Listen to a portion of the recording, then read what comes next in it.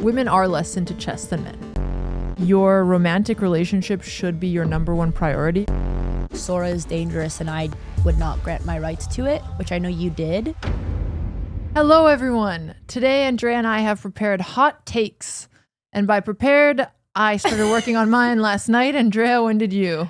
It's not that I haven't been working on mine. It's that I don't have as many controversial beliefs or really any at all as you probably do.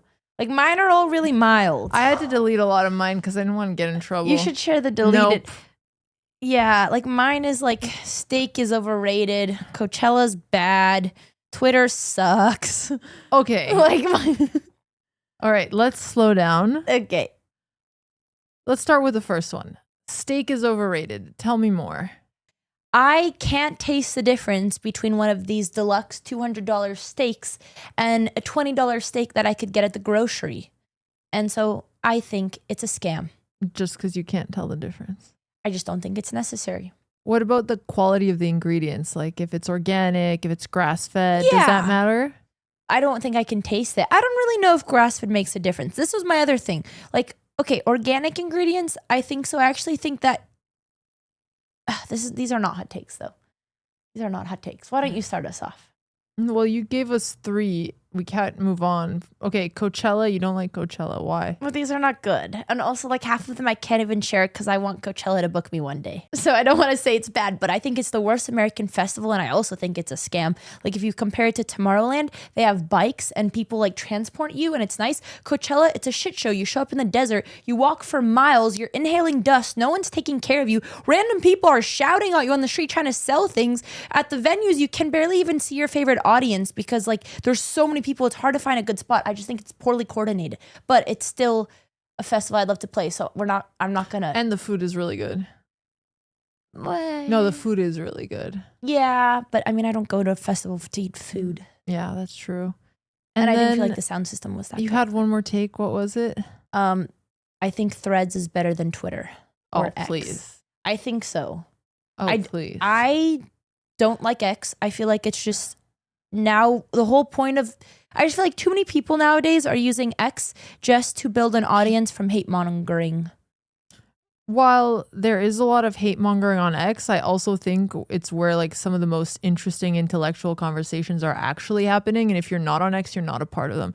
Like if you're in the right niches, that's where there's a lot of interesting conversation. I've actually screenshotted a lot of my takes from X today. But I don't think X is the only platform that you can get those interesting conversations. I think it's the best one for conversations, yes. Okay, let's see what great conversations you have on X.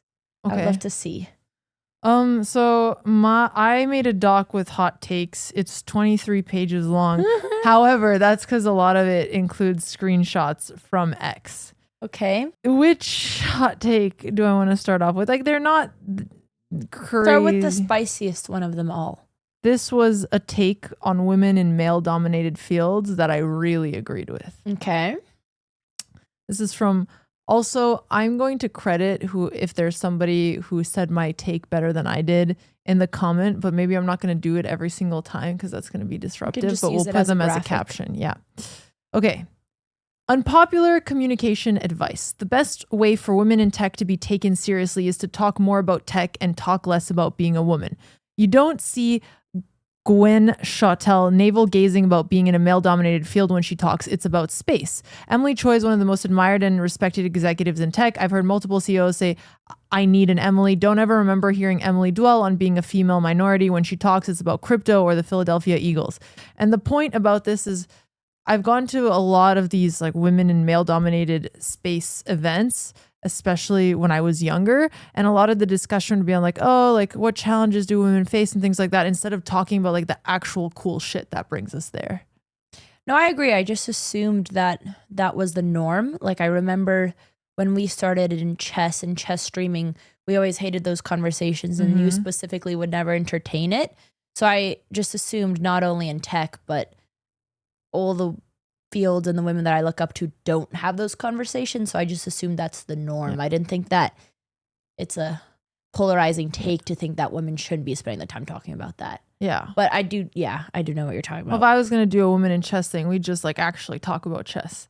What would you say about chess? I mean, we'd have to do like a chess camp, look at tactics, things like that. Like actually discuss the subject.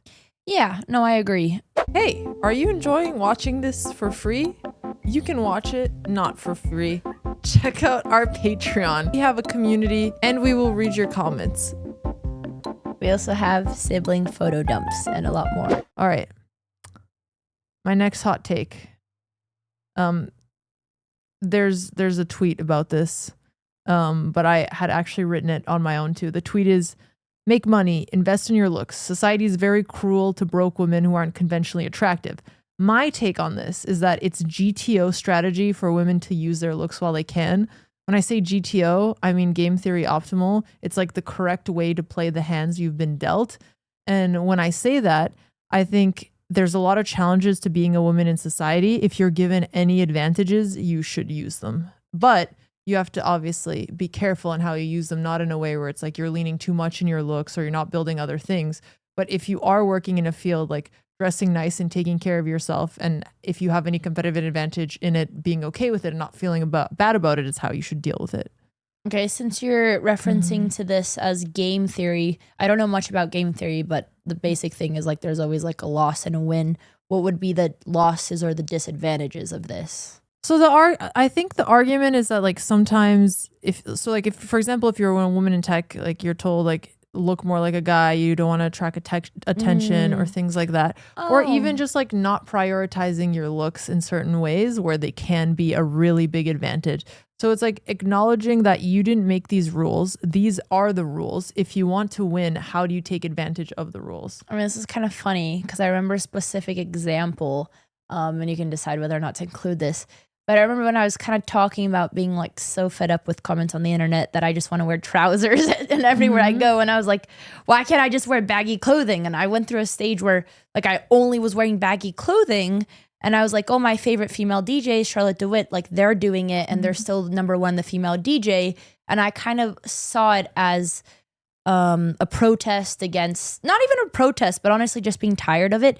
And then you kind of put that in my perspective and it kind of made me upset because I was like, I should be allowed to wear my baggy clothing without feeling like I'm missing out on something. But then the more I thought about it, and I don't know if it was really in terms of game theory, but I kind of found like a good middle ground. But I remember being like upset about you making that point and being like, that's not true. Truthfully, like you are still objectively more successful if you do dress better in that way.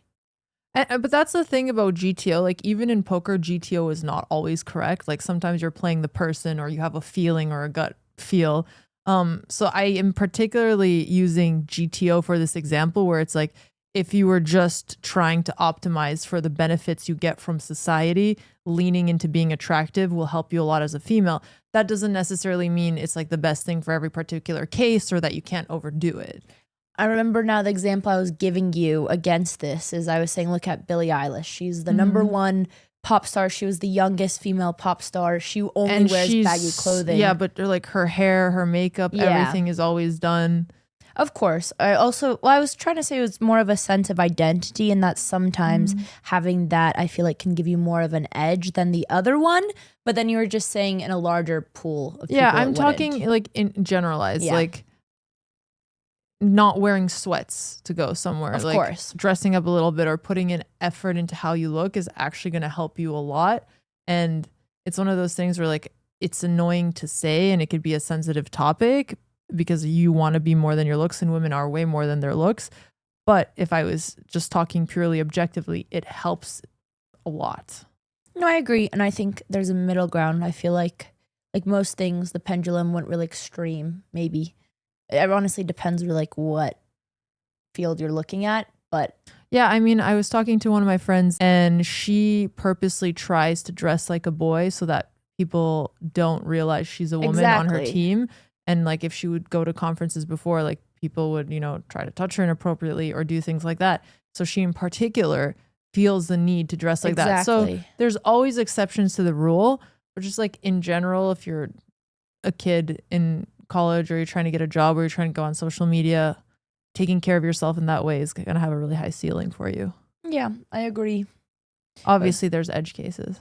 It was funny because I don't want to give random haters on X any extra light, but in that I still don't really understand what the hate was about the Aella tweet. But one of the responses had pulled up this clip of you. I don't know if you saw it. I didn't. I don't know if I want to. No. It's hilarious because it's literally, what was this, 2020, 5 years ago? You speaking about exactly this. And they were trying to use it as like against us. But I was like, this is just facts. Let me see if I can find it. If I want to be weird, that's fine. I just have to get more hot because guys are willing to put up with you if they find you attractive, even if you're weird as shit. And the reason that I lean into this too is because like as a woman, you have other hurdles that you have to deal with just because you're a woman. Like if you want to start a family, you have to start doing it, usually at some point in your 30s because of fertility, and it's things that will impact your career. People do start treating you differently when you age. All of these things hit differently when you're a woman. There's a lot of disadvantages. So if you have any advantage, you need to play it. And that's in particular why I was looking at it from the poker framework, which is very much play the hand that you've been dealt. Okay, so recently we just posted our episode with Aella, who is a sex worker and a scientist and an author. And people have been trolling us all over Twitter. Yeah, of course, obviously. And I don't even know what the argument was, but this account had quote retweeted our promotion of the episode saying, I don't even This was the girl who was trying so hard to be hot in high school, something like that. And I was like, I don't really know. I think it was, I don't know who it was referring to because you were hot in high school. I was laughing because I was like, well, not really, but that's funny. All the comments were specifically about Aella. I think he was talking about like, oh, you go into sex work and like try to be like a dual. I don't know. This was my interpretation of it, but like you try to be a double-edged woman who's like a sex worker and a scientist because you didn't get enough attention in high school. That's kind of what I thought, but maybe I assumed it was about Aella. And so I quote retweeted, I was like, this is hilarious. She was homeschooled. I understand you're chronically online and your full-time job is stereotyping women, but maybe you should do some research.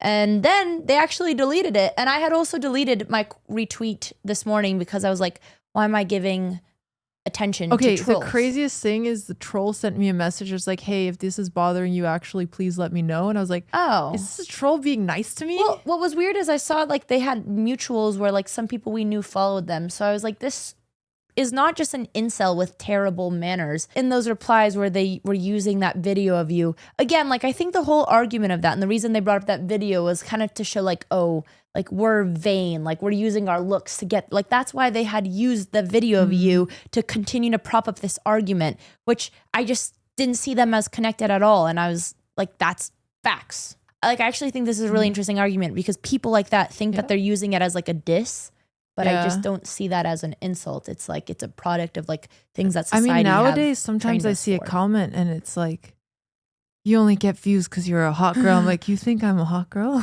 Yeah, I'm just like, like we know that's not the reason, but anyways. I mean, obviously with what I'm saying, I think it is a problem if women only focus on their looks or they overemphasize it and they don't develop other skills. That's a really big issue. I agree. But being afraid to lean into it or to use it because you don't want to be treated just for your looks can also be damaging. And that's sort of where I'm going with it. But that's why those comments just don't bother me at all because I know we have so much more to offer. So like when I see that, I'm like, oh, again, when I see this, I'm like, are they complimenting me? Or are they calling me attractive? Because I know that I work very hard and there's a lot more beyond that, so it doesn't bother me. But you know what?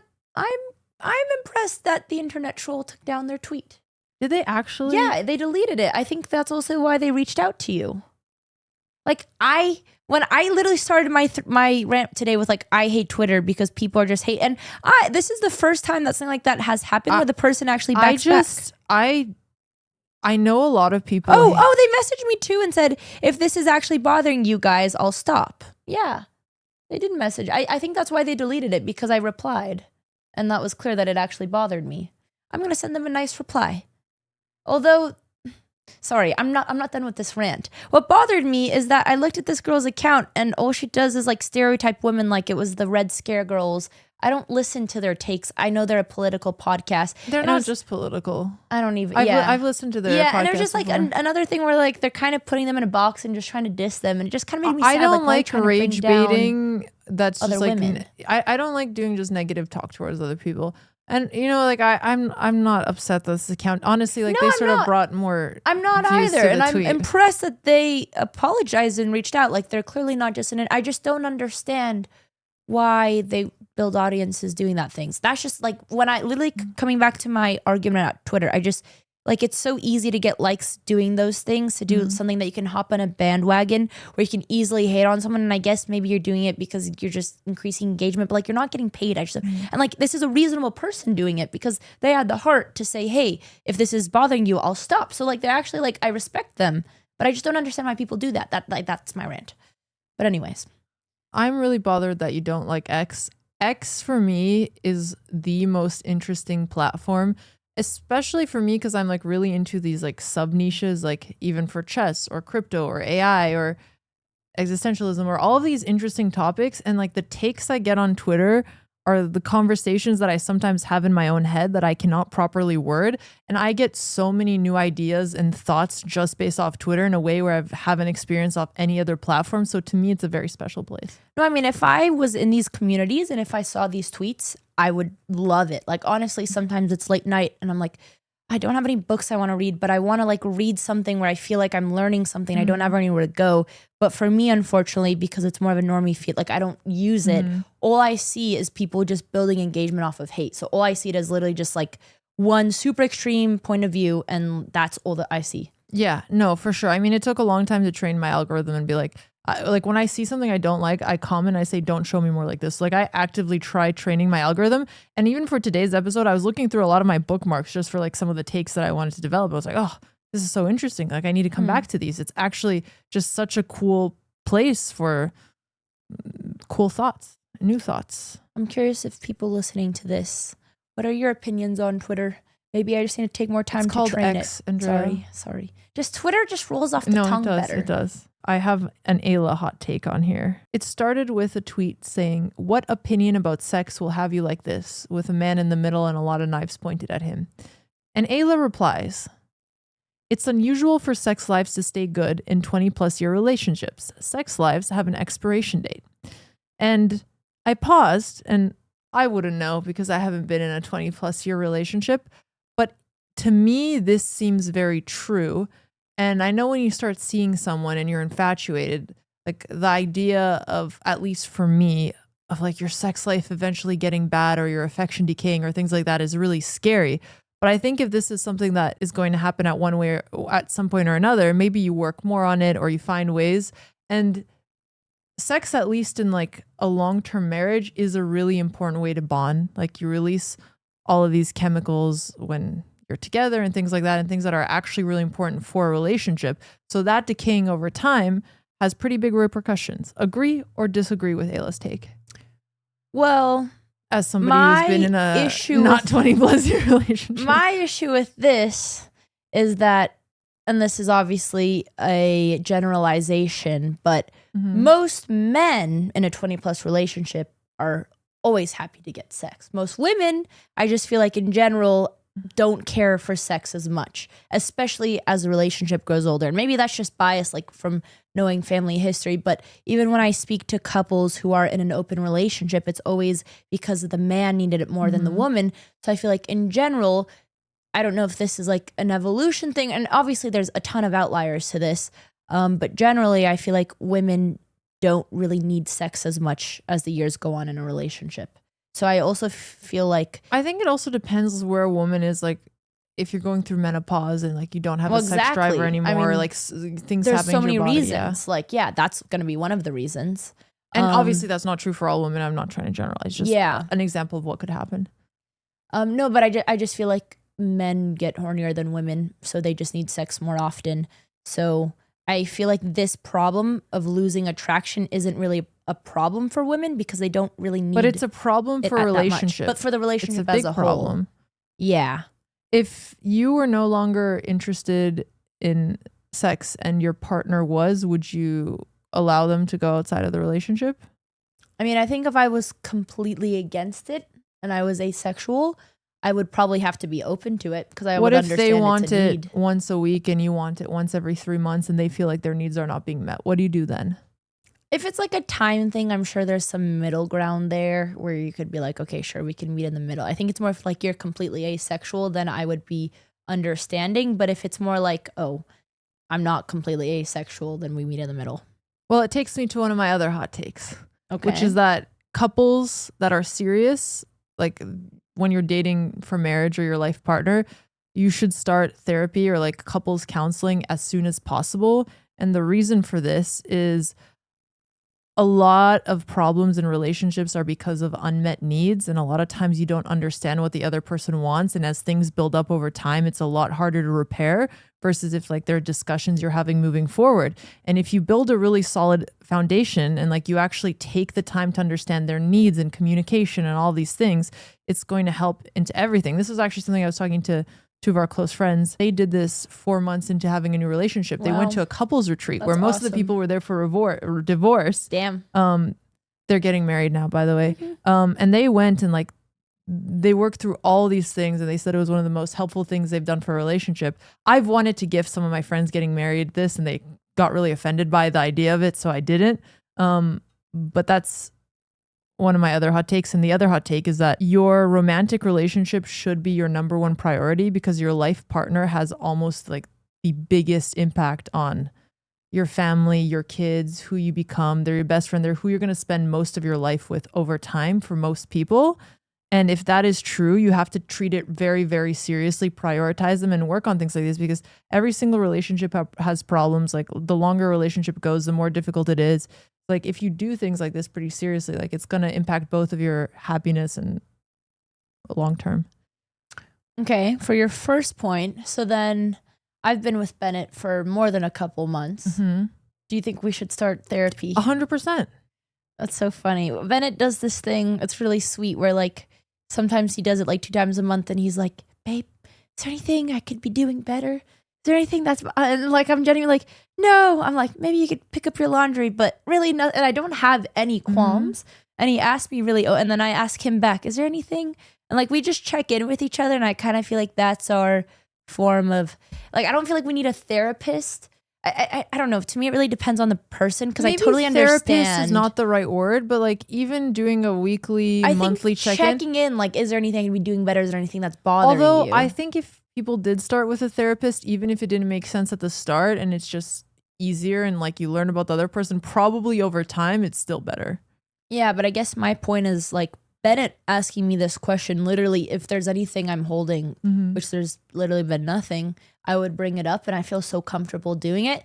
So, and maybe obviously we're early in the relationship, but I feel like if you establish that, you could also just keep that. You guys are also wildly compatible. Yeah, I think also we just really don't have any issues and probably more people might have obstacles at the beginning. Yeah, I mean, I think you guys have something really, really special. And maybe you don't even need to be doing it because you guys are really in tune in a way that I haven't seen that many relationships. Or maybe that's what it is like for people when they meet their person. But like if mom and dad had done that, they would have a lot better communication. Yeah, I mean, or like honestly, I think it's just like the life circumstances. Like mom and dad, when they were together, they were immigrating from Romania to the US. They were picking up all the jobs they could. They were working from the dawn of day until the night. So Bennett and I have literally the exact same priorities, which is work, and we work from home. So, but then it could even be a tweak where it's like start therapy sooner than you need to. Like as soon as things start to surface, like having a framework to understand and work through that is really important. And the sooner you do it and taking it seriously, like you're investing in your relationship long term, which is the most important thing. Are you going to do this with your relationships? Yeah, I would love to. How many months in? As soon as they're ready. Okay. I'll remember this. I'll come back to this one. We did talk about being hot as a woman, so I have another take on that, which is there's also advantages to being unattractive for gaining a social media following now, which a lot of people think is the opposite.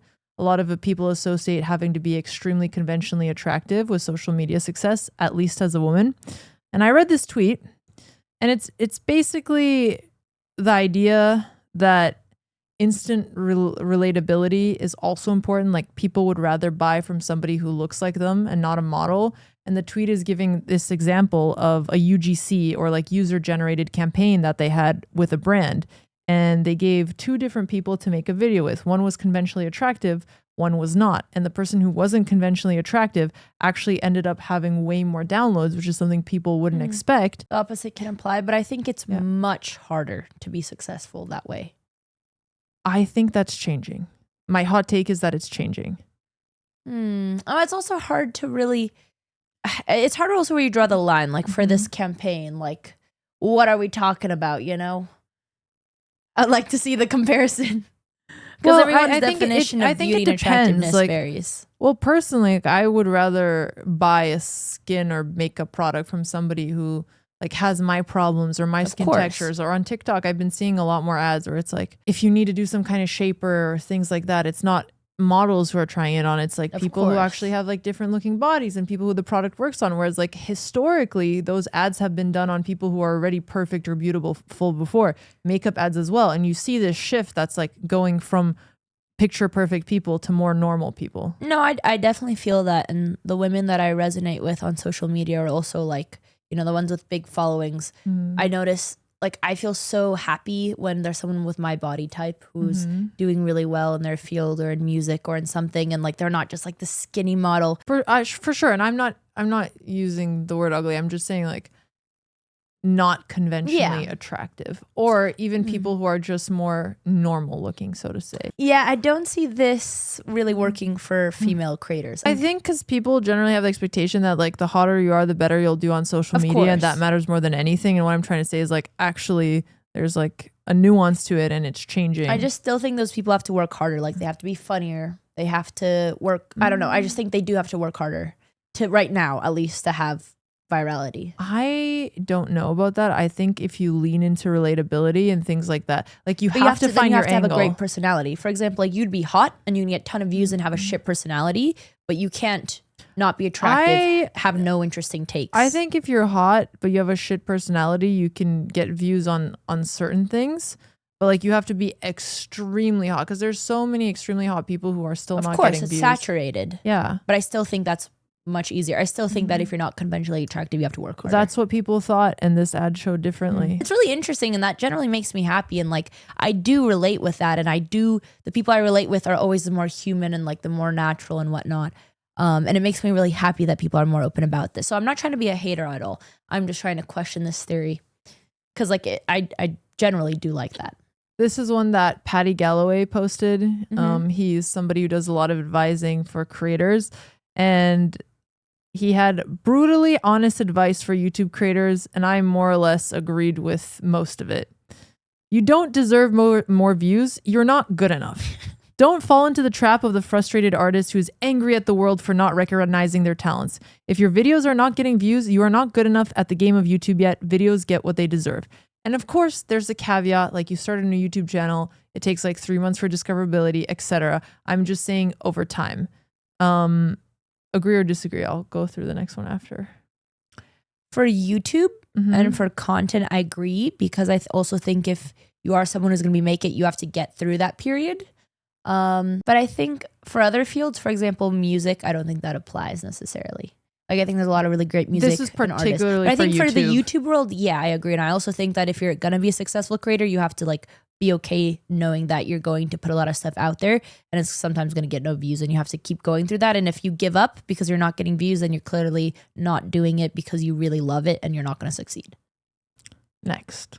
Worrying about AI is a waste of time and a bullshit excuse. I've been doing this for over a decade. There's always a reason not to do it. Now people say AI is just going to dominate the platform. 3 years ago, it was shorts. Before that, it was the adpocalypse. Just admit you're too afraid of the work and the idea of failure.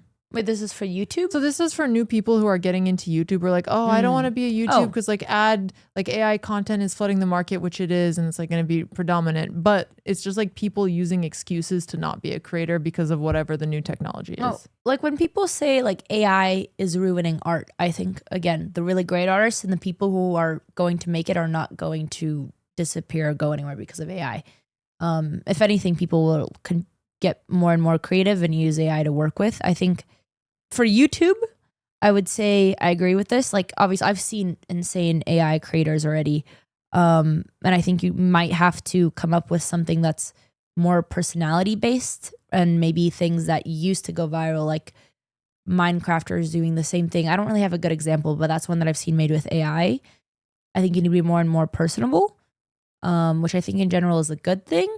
I'm trying to think because there's so many different niches for content that can be replaced by AI. But yeah, I honestly feel like the content that's going to get replaced is not the best content. So I mean, AI is definitely going to flood the market, but like you're either going to learn and adapt and use AI tools yourself, or like keep putting on quality content. Or basically the point is like, don't use that as a reason to not do it or to give it up or give up. What about acting? Well, let's finish the YouTube takes first. Okay, these are all YouTube. This is all for YouTube. Because a lot of these questions I have questions. This is all YouTube advice. Got it.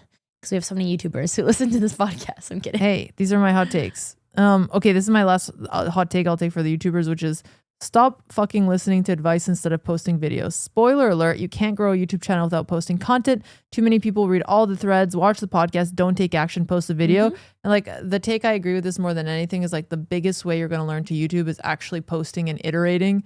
Like being too perfectionist, not getting your stuff out there, or like doing too much of like passive learning without actually putting yourself out there it can be a really big deterrent. I also think one good example for the AI argument that you made is you think about the Mr. Beastification of YouTube. Everyone immediately did it. They had quick virality, super short term, and then like everyone's just a carbon copy of each other.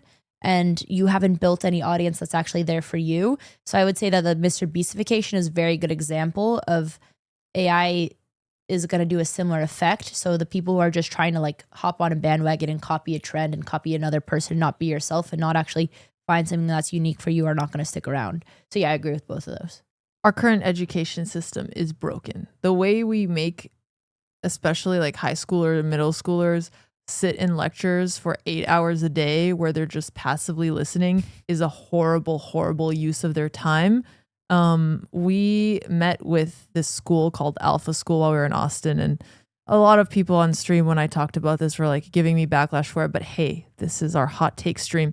But basically what they do is they do 2-hour learning and they give all of the students like a personalized AI tutor. It works at their pace. It figures out what they don't do. And for the rest of the time, they're able to like work on whatever projects they like. We talked to a lot of the students there. I have never seen happier high school students than there. They're also testing better. But like, I think the way like we force education right now doesn't give kids the opportunity to like actually explore their curiosities. A lot of time is wasted. And it's just like not, and it's not just a waste of time, but I think it's making kids not like learning as much as they should. And it deeply bothers me. Yeah, I mean, a lot of this is changing. And I don't think that for the next generation, school and college is going to be nearly the same. And my whole issue with the education system and having to pick a major and having to go to college with having no idea what I want to do. And maybe I think that's more of a focus on the US education system is exactly what you said. Like I agree with Alpha Zero, and you're supposed to decide what you want to spend 4 years studying when you're 17 years old and you have no idea, like you have no real life experience. You're just sitting in lectures and that's the whole pro of having that extra time to actually venture out, because then rather than getting pressured, like I'm just going to go into political science because I don't know what I want to do, you've actually had time to practice things in the real world. So you're not going to spend 4 hours getting a degree you're not going to use. So yeah, I would agree with that.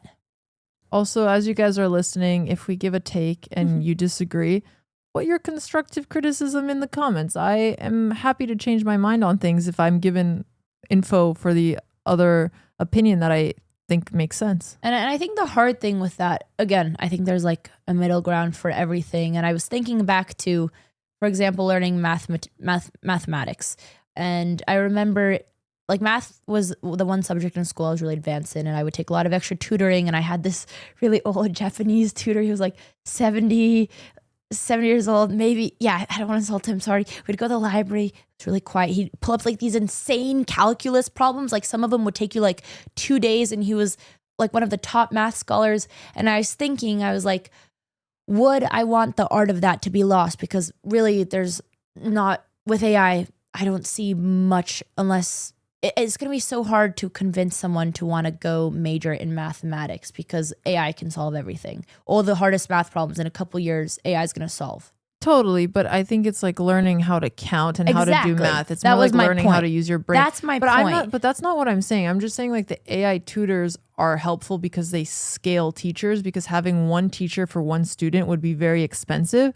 But what Alpha School is doing is like they give each student an AI tutor that's acting closer to a person, which before you wouldn't have been able to do because that technology wasn't available.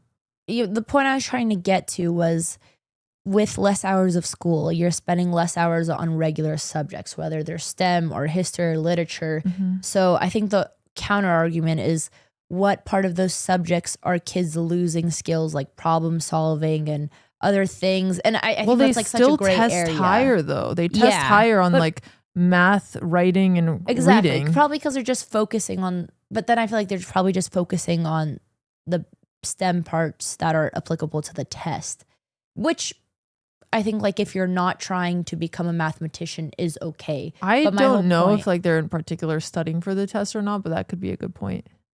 Yeah.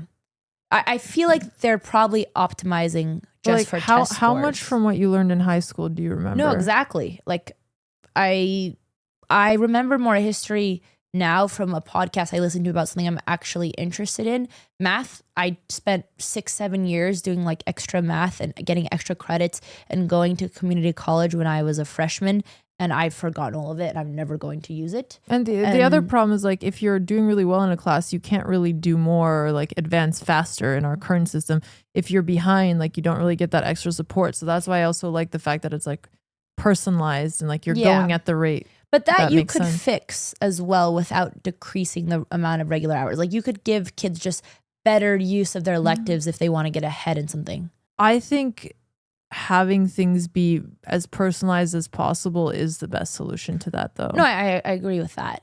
I mean, I'm not saying the way Alpha School does it necessarily is better. Like maybe it should be 3 hours instead of 2. But like even homeschooling, which doesn't use AI, homeschool kids are generally way more advanced than kids who are in regular school as well.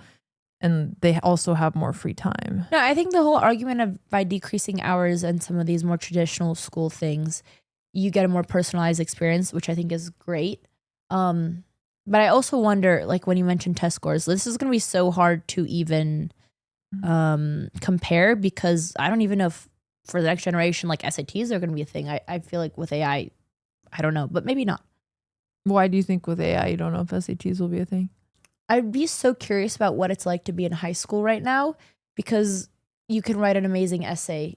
For example, college apps. Maybe SATs is a bad example. But SATs will force you to see how good your essays are without ChatGPT. I guess you can't cheat on it. I guess specifically like college and just things where it requires writing essays, and you can write an amazing essay with ChatGPT. So I guess that's the part of the college application process that I spent the most time, that I know really differentiates the people who get into the Ivy Leagues, who can come up with like a really moving narrative and so I'm just curious what is going to be like the college process for trying to get into school, because essay rating was a big part of that. Yeah, although some of the schools would say that the essay doesn't actually influence it, I'm sure it did. Like Stanford would say it doesn't. So many people would have like, what differentiates like all the top kids with tiger parents who have straight A's, took every AP class. Like, it's always the essays. Oh, that takes me to another point. Extracurriculars, all the amazing. They're head of debate team. They ran for president. Like, it is the essay, because there's so many stellar students. It's not just the essay though. It's like it's also extracurriculars and like seeing what they've done. Like the essay can help put it together. The top kids who have all of that. Yeah. Like there's a reason that only like 1 or 2 of them, when there's like 10 of them, officially a lot of the top colleges say that the essay doesn't matter. I'm sure it does to some extent, but it's one part of the overall diploma, and it also has to take into account what else they did, right? Yeah, I guess my point is just that as someone who got rejected from the Ivies in Stanford 3 years in a row, and the third year they said you can't apply a 4th time, and I know how competitive it was, because I know how many kids from my high school had amazing extracurriculars, straight A's, took like that was just the bare minimum to even apply. You have to, so in my opinion, it was the essays that made the difference. But that's comparing just to like the kids who I think are hitting the minimum of an application. Sure. Okay, what was your point? Tiger parenting is good. Now, not full on tiger parenting, because I've seen friends who have been extremely damaged by tiger parenting and it's gone on too far. What I really mean by it is that like making your kids do certain things they don't like while they're young and they're able to get those skills quickly, even if they don't appreciate you doing it then, will really reward them later in life. Like, for example, when kids are between, I don't remember the exact age, but it was like 4 to 6, they're able to absorb languages like a sponge, and they are able to learn multiple languages at once. And it's not going to damage their ability to learn English. And like, there's a specific time frame where they're able to do something like that. So like for me, I didn't want to go to French immersion, but I'm glad dad put me into it. I didn't want to study chess as much as I did, but I'm glad dad put me into it. So it's like parents who actually make the tough decision and give these kids the skills early on in life, it really helps them later on. And rate at which you're able to absorb things as a kid is not something you can get back. It's funny because that was actually one of my takes. And I was going to use the example of, I listen to so many podcasts where it's like a top athlete or a top musician or a top chess player. And then they're getting asked the question, like, are you going to teach your kid your sport or whatever? And they're like, no, I'm not going to force it on them. I'm going to let them find. And I was like, exactly for example, for like the 4 to 7 range, there's a study with babies. And when they're super young, if you're playing a lot of classical and non-classical music around them, they can get like this superhuman ability where they're like a really young kid. And there was a study where these kids could recognize like actual music theory and scales, having no idea what it is, like hearing music because their parents were musicians and they were exposed to that. So I was like, I'm going to play all that. Like, and you know what? They can make the decision whether or not to work in music when they're of that age and they're in high school and they're figuring out what to do. But when they're a baby and when they're at that growing age, I want to expose them to everything that they could learn. But I don't know if that's tiger parenting. But that was actually going to be one of my hot takes as well. Like people who have a gift and like have a passion, whether it's music or chess or sports, I would totally surround my kid with it as much as I could in that really flexible period where like they're absorbing everything like a sponge, and then they can decide later. But I think it's actually like a lost cause if you have a gift or something you really love and you don't try to like share that with your kid more than you would. Yeah. It's funny. I brought this up to mom because I was like, Mom, I think I really love music because you and dad would always play Latin music. They're like, oh, we didn't do shit. And I was like, oh, I think about Alex's musicality. I'm like, maybe you're right. I'm like, Mom, I wish you did play more music when I was a kid. She's like, you were doing it alone. You'd go to piano lessons alone and we didn't do it. And I was like, I kind of actually wish that they exposed me to more music because I think I would have been a more talented musician if they did. My next hot take. Women are less into chess than men. It's not at the casual levels, but it's at the level where you're going to dedicate your life to chess. And the reason for that is being a chess player full time requires absolute devotion and giving your life completely to chess. And women are more likely to be balanced. And for most people, going down this life path for chess is actually extremely difficult. It's hard to make a living. It's hard to do really well. And I think women tend to want that less than men. And I also think that's part of the reason why there's less women in poker, because of the instability in the lifestyle.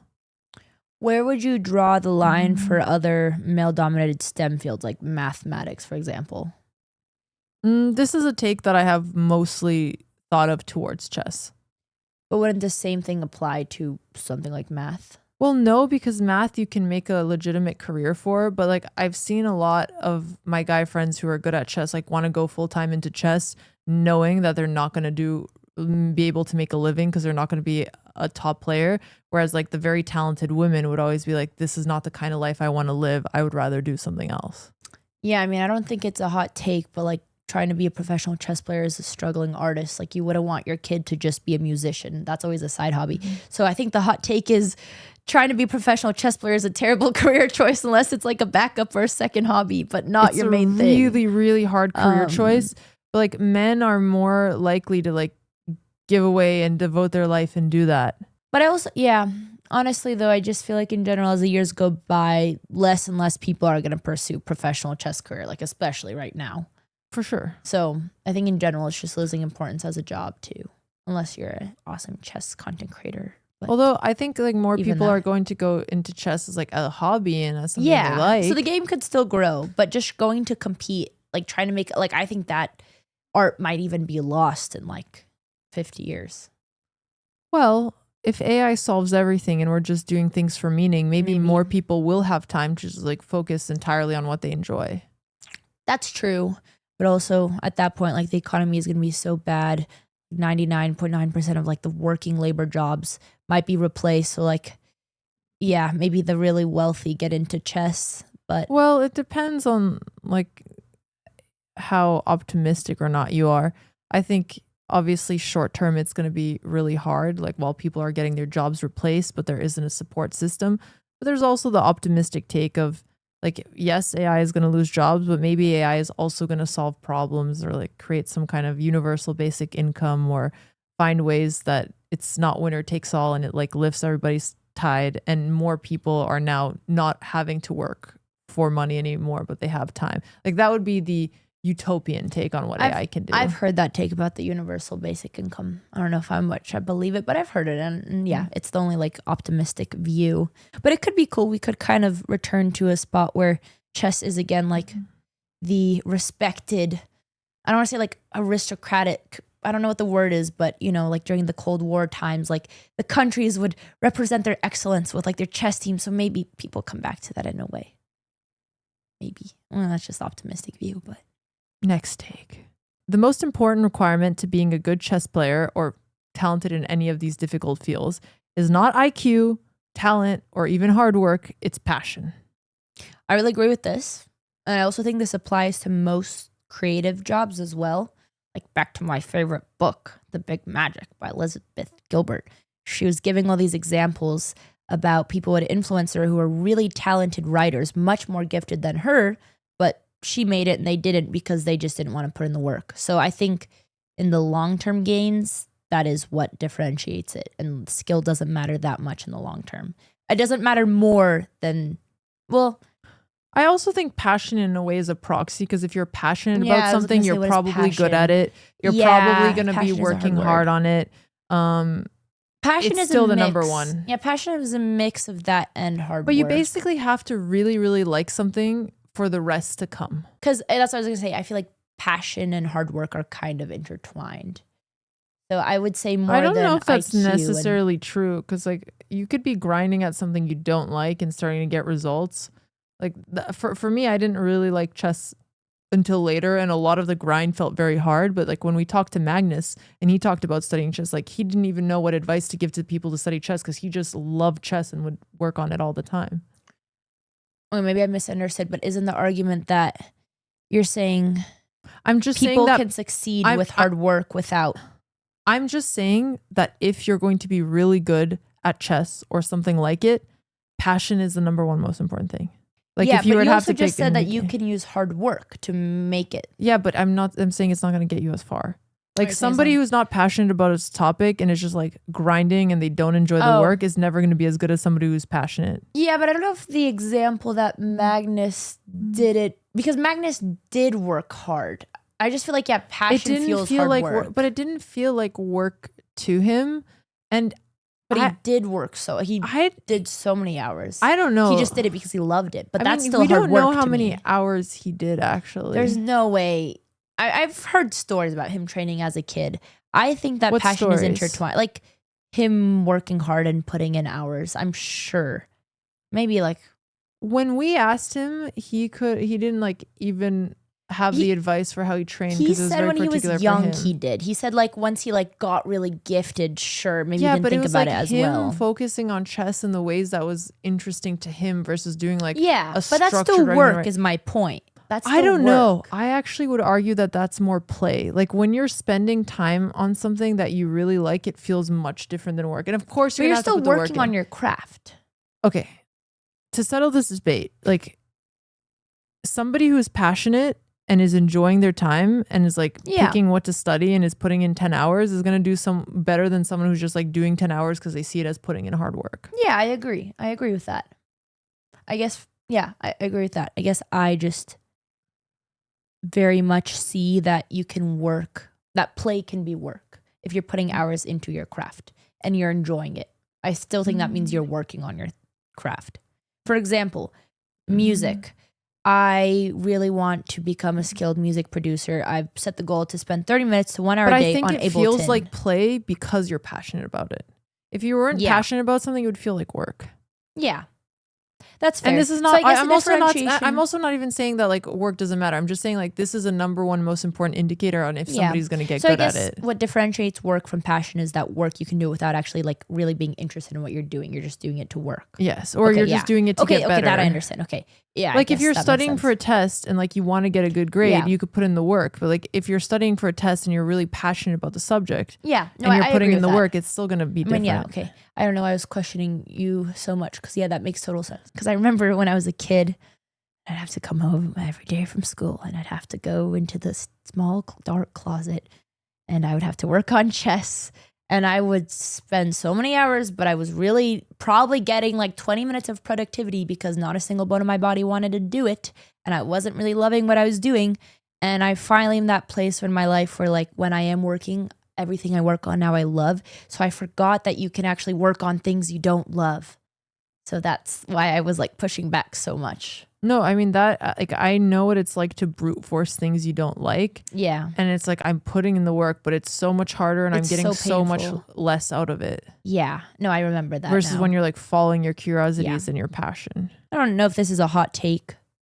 But I think Sora is dangerous and I would not grant my rights to it, which I know you did. And we have a tech friend. She's really knowledgeable. She was like a physicist and she's very in tune. And she shared this story about how the one thing that I'm so bad at phrasing this because I'm doing a loose summary, but the one thing that stops ChatGPT and why am I blanking on the name of Sam Altman's company? OpenAI. Okay, and OpenAI from scaling is that they can't profit because they can't like put ads in your conversations with ChatGPT. Then it's not going to feel like it's a safe space. And obviously that is the edge that all these video platforms like TikTok has. So by enabling them with the rights, now you're giving them like a field of monetization, which is really dangerous because then it's just going to escalate even more. I think that's what the argument was. I in general was like, this is just too uncanny valley. I don't want to just grant the rights. Like right now there's no harm and you get free content to react to, but I feel like there's a really short-term gain, but long-term loss. And I think it's more just about the fact that is going to tie in really quickly into the continuing like escalation of things that I just don't feel like we need to be doing. Like I think there's like AI tools that are helping people on a day-to-day that we can be working on. But like this to me just felt like too unnecessary. And I was like kind of against it.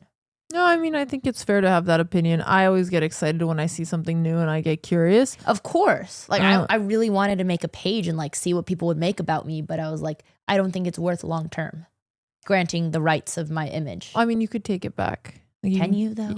Yeah. I mean, I also like at what point will rights not even matter? Like, will they just go ahead and do it?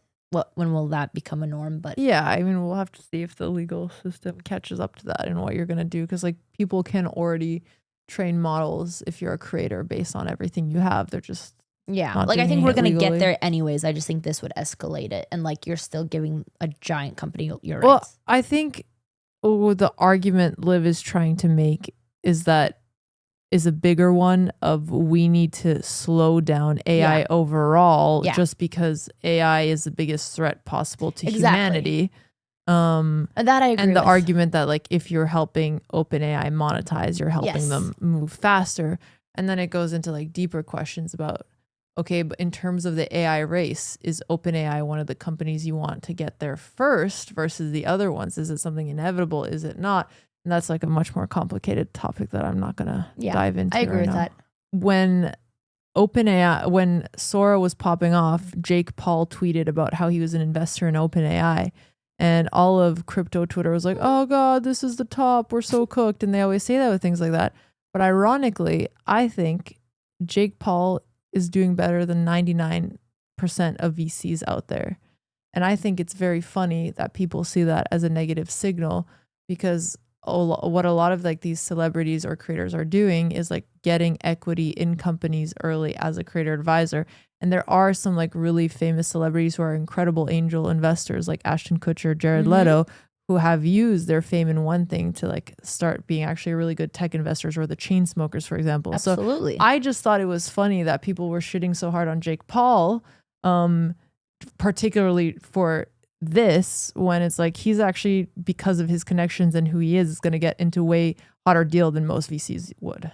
Oh, I mean, I absolutely agree. I was actually listening to a podcast about this, how creators doing this type of investing is like, I think they have such a good pulse because creators have their own brand. They can do their own marketing. They don't need any like middle people. I'm so bad at describing this.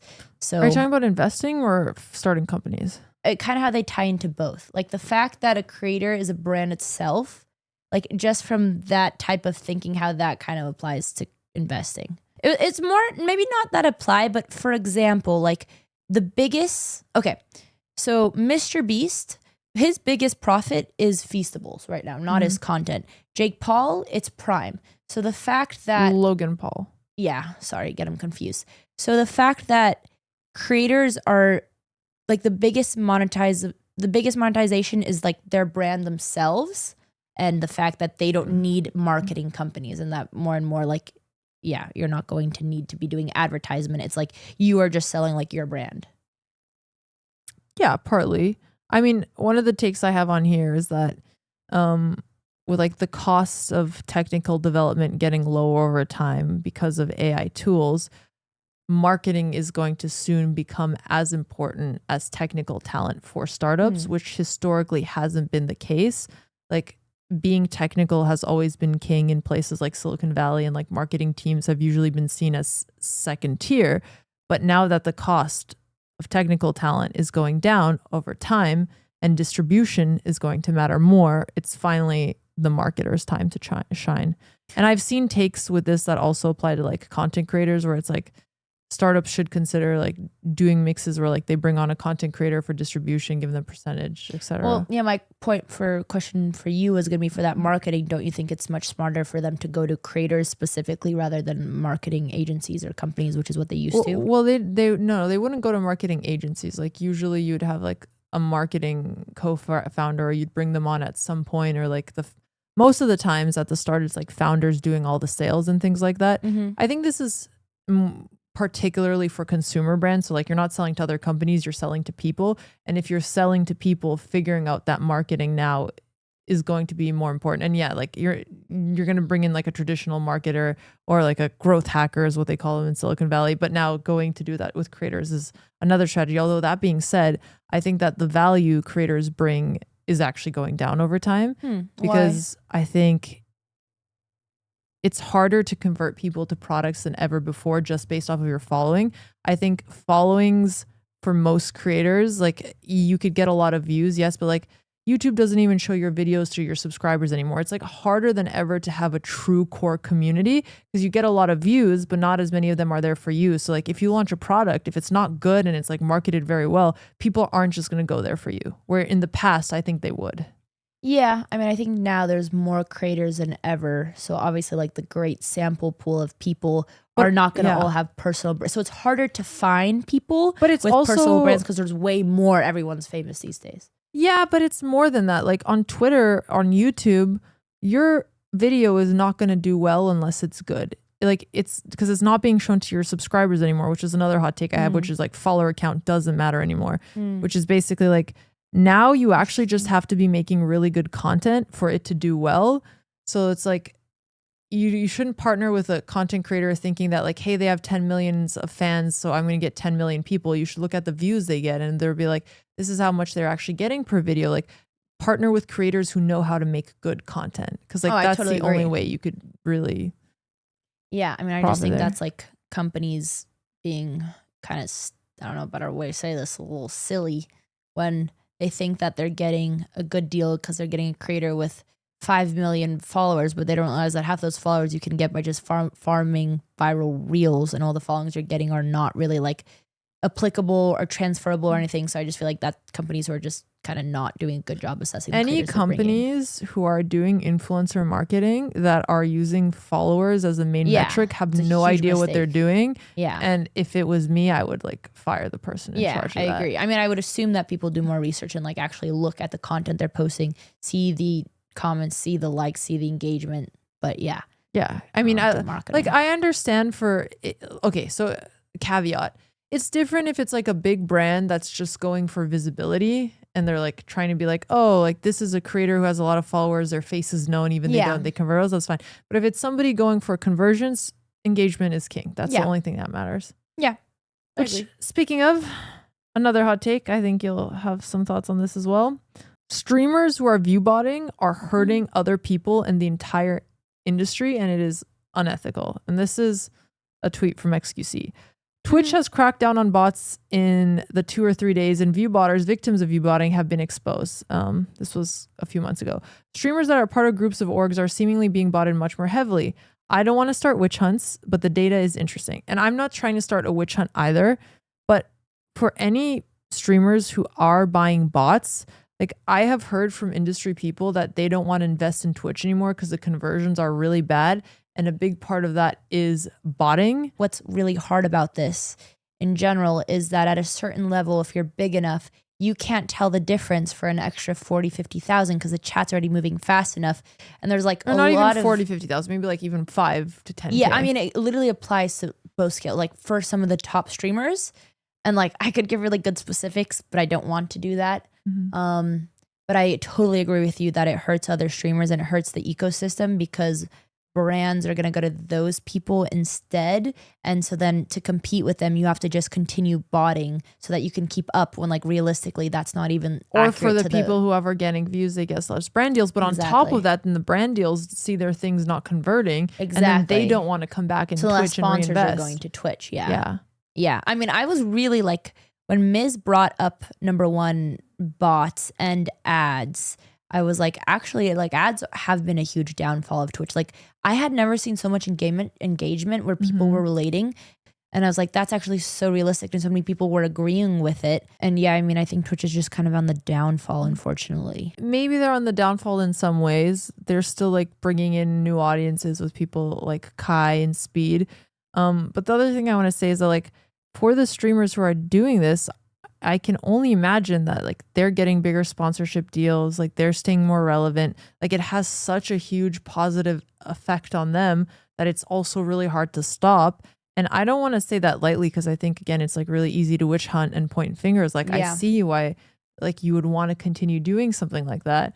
But yeah, it is hurting the entire industry. But I think it will catch up to them, and I think that at some point will get cracked down on, and that those people will get exposed. So maybe it'll go back to normal, maybe. But I definitely think like more and more brands realize this. So, but I did see a lot of smaller streamers really upset because Twitch changed their algorithm and they would make it so that like if you're lurking in more than 2 streams, you don't count as a viewer. And some people would have music streams or things like that. And this it really is for bots. They were as one of the ways they were cracking down on bots. When really it feels like it should be embedded sources outside of Twitch. Damn. Because that's how those are the biggest bots versus people who have multiple tabs. Because like if you're collabing with more than 2 people and it doesn't count, that's kind of silly. Yeah. But I mean, bots in general are just such a problem. Like on Twitter or for politics, for campaigns, like everyone is using bots. Like it's not just Twitter. I mean, sorry, it's not just Twitch. No, I mean, there's bots on all social media platforms, which has another hot take, which is actually somebody tweeted this and I really agreed with it. So let me just say it how they did. Let me find it. We just live in a world with a bunch of bots. Wait, let me find just it. Kind of the world we're in, and there's no way out. There'll be more and more bots. So please subscribe to the Botez Podcast or the Botez Patreon, because for now we have not yet become bots, and we have personable, real human content on there. So if you go in the description below, you could watch our Patreon episodes before the bots take over. Thank you very much.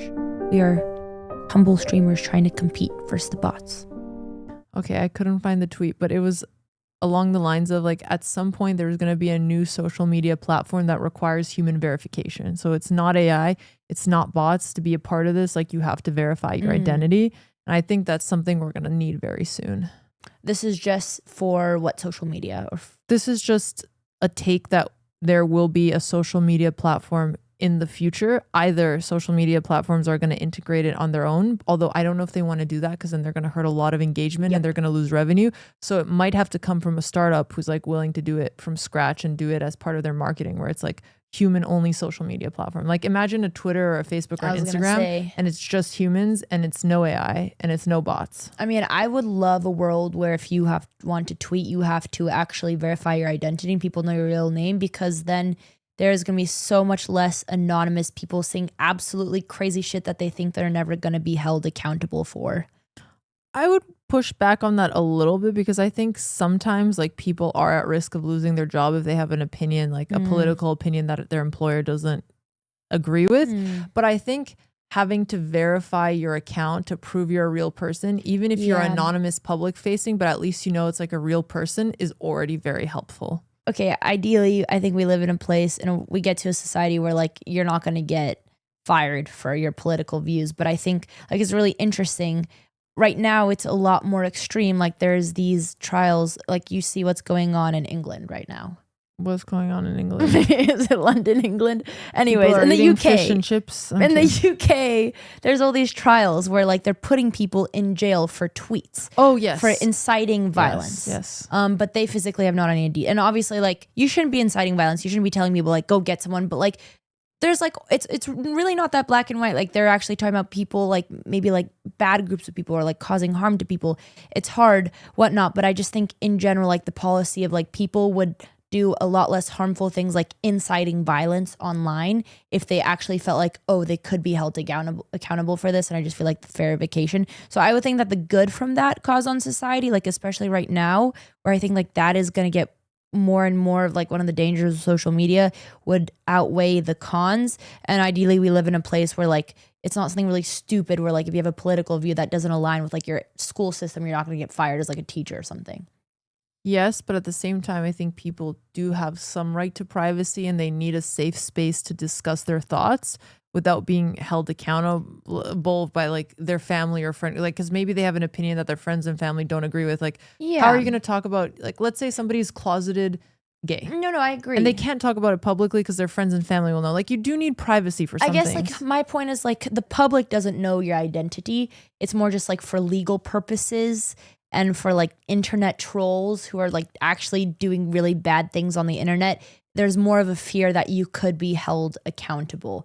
But in general, like, yeah, you would still be able to be anonymous. But I feel like the only way you would feel safe is that like you're verifying to get on the platform, but you know it won't be used. It just sucks that like bad actors ruin this for people. But like the truth is the government can already figure out all of your accounts, and like privacy is one of my other hot takes. However, before we get into that, I hope you guys liked the episode so far. We're going to continue with the rest of our hot takes on Patreon if you want to keep listening. And if not, you know, we were sort of just like spitballing here. We're still discovering these things. If you really disagreed with something or you agreed with it, let us know in the comments. Andrea, anything else? Yeah, we would love to hear anything that you agree, disagree. We would love to hear ideas for future sister episodes. And thank you guys for listening. We'll continue on the Patreon.